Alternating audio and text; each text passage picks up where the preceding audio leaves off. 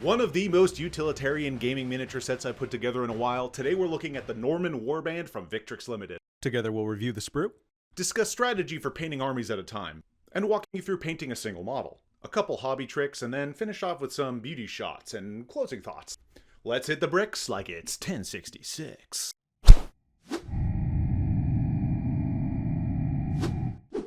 Elephant in the room here, Victrix minis come in bags. It's funny and I like it. When the sprues came in the mail, they were in solid shape, so no problem. The instructions packaged with the model were compact, but effective. Though the labeling on the sprue very occasionally needed some deductive reasoning, and one occasion of a possibly mislabeled piece, but overall everything came together super. The models that you glued the top half of the head to the bottom half, like with the helmet, never really sat right with me. I don't know, they didn't quite come out right, but I mean that could just be a personal issue. Overall, fun models to assemble. Plus, it comes in a bag. Now, Victrix models don't come with wargaming bases standard, so I bought some separately. To make the connection between the model's feet and base more natural, I worked some green stuff around the edges of the stand to kind of smooth it out and create a more natural looking slope. Now, thinking ahead, I wanted to designate one model on horse and one model on foot as commanders for gaming purposes. Now, an easy way of giving them some visual authority is with a little bit of extra height on the base. Now, corkboard isn't the sturdiest substance to meticulously mount your magnificent models, and it will require a little reinforcement. My first move is to cut out a piece of corkboard, roughly the dimensions of the base's top surface, and stick it in place with wood glue. So, I pop a little dot of paint on the bottom of the miniature at center mass so I can mark where I want to drill. Then, I press the model against the corkboard, and now I know where to drill on both sides. Then I take a pin vise, drill through the base and into the mini. Stick a piece of paper clip through both ends and add a dab of super glue. Then just add a little green stuff to the rim of the model stand as before, and here it is. Finally, I want to add a little bit of ground texture, so I start by gluing some pebbles to the bases, then covering the top face in wood glue and adding a dash of cat litter before a dunk into the big bag of sand. I'm just going to tackle painting the bases here too, super easy. Paint it brown, wash it black, dry brush it tan, simple. Then glue some tufts of fake plants, I don't know what you would call these, tufts, and a little bit of static grass for some extra natural immersion.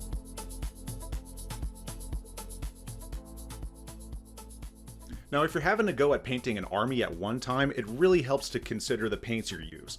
Build your palette. More colors and technical mediums add character to the army, but also dramatically increase the time it actually takes to finish the dang thing. Are you looking for historical accuracy? Do you want something crazy vibrant that'll pop off the table? Do you want to have the grim vibe of mud-slogging Dark Age warriors? In this case, I want to balance the irregularity of a medieval armed force with a streamlined palette that'll allow me to work through the whole project quickly. I look at reenactors, historical illustrations, the Bayeux Tapestry, and I settled on a bright blue, yellow, red, and green scheme. Further advice, if you're painting historical miniatures or fantasy, get a lot of browns. You're gonna need them.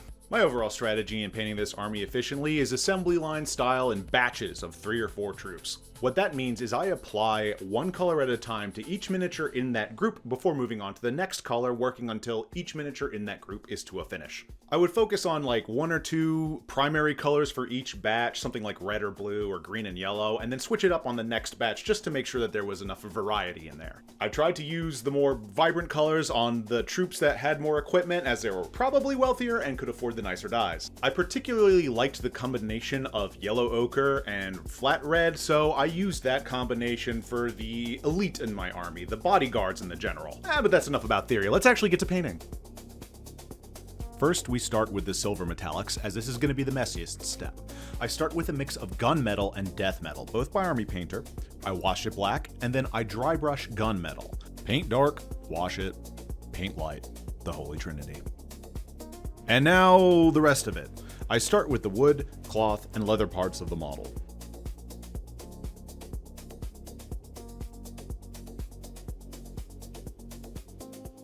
And once those colors are down, we're gonna wash them all brown. This is my favorite part, by the way. Next, I paint the skin. Vallejo flat flesh, then a flesh wash, and then I hit the raised areas like the cheekbones, the nose, and the knuckles with that flat flesh again after the wash has dried.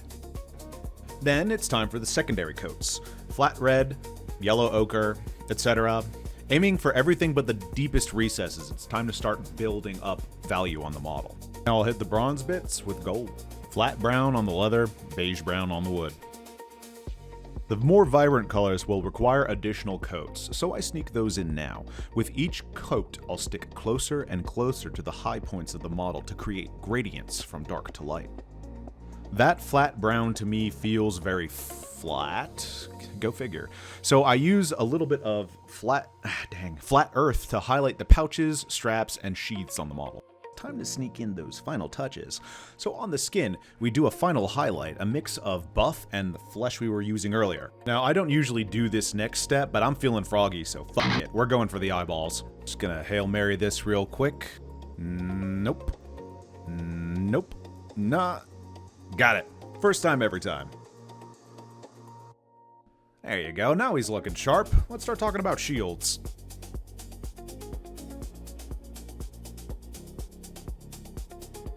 I begin by painting the surface yellow. Two reasons for this. One, it's part of the scheme. Secondly, it's helpful to start with a light color because I'm going to start laying out the design with pencil. It's best to use a pencil with a soft lead, maybe between a 2B and a 4B, and start sketching. It doesn't have to be perfect. Hey all, post-production me here with a little jump scare, but you know how it goes. Please take a moment to like and subscribe. Thank you. You're awesome. I'm going to put an X on the areas I'm going to fill in with red paint so I don't get confused later. And just fill it in. Do your best to keep the edges of your colors clean. That really helps sell the whole design. Now we're going to do a little light weathering. With a piece of sponge, we lightly dab some black brown here and there. Less is more. And using that same paint, I'm going to paint some slashes across. These boys have seen war now. I'm going to lightly paint the thinnest line I possibly can right across the face of the shield. And yeah, you're going to want the fine tip for this one. I'm using a 3-0 brush. This next step absolutely seals the deal, pinky swear. Paint a little pin wash right around the inside of the rim of the shield and its boss, then clean up those edges with gunmetal. Sweet. Once you've got this technique down, the world is your Hastings, and you are basically free to come up with and execute any design you want to. Now what do these three fellas got in common? Big f***ing sticks. Now big sticks are cool, but they're even cooler when they got a flag on it. We're gonna use an old school method with paper to make some banners. I measure out some dimensions and set to work printing some quick mock-ups, and yes, I know I spelled pennant wrong. I make one based on my dimensions and two alternate sizes just in case. Our banner printouts need to have two mirrored sides and a little extra space in the middle to account for the fold in the banner pole. And here's my flag. I made this design on my computer using Adobe, but you can do this stage at home too with standard art supplies. Next, I just cut it out, fold it in half, and apply a little glue in between using a toothpick. Next, I just fold some waves into the banner using the handle of a paintbrush to keep things rounded and smooth. And if you're not crazy about the white pits of paper along the edges of the banner, you can use a little bit of paint to just touch it up and hide it. Once you're happy with it, take it out back and give it a blast of spray varnish to protect and seal the paper before leading the lads to glory. And that's all she wrote, folks. This is my first set of miniatures by Victrix, and overall I'm pretty pleased. My impression is that of a team that really knows how to build a model for painting. It's a beautiful blend between the heroic scale and realism. And that really does make for some fantastic painting. The beauty of this set is its flexibility. I'm basically set for any fantasy or historical skirmish leveled wargame, and I have more town guards than I'll ever need in any RPG. And all at a reasonable price point. This is Bristle Cult, and thank you for watching.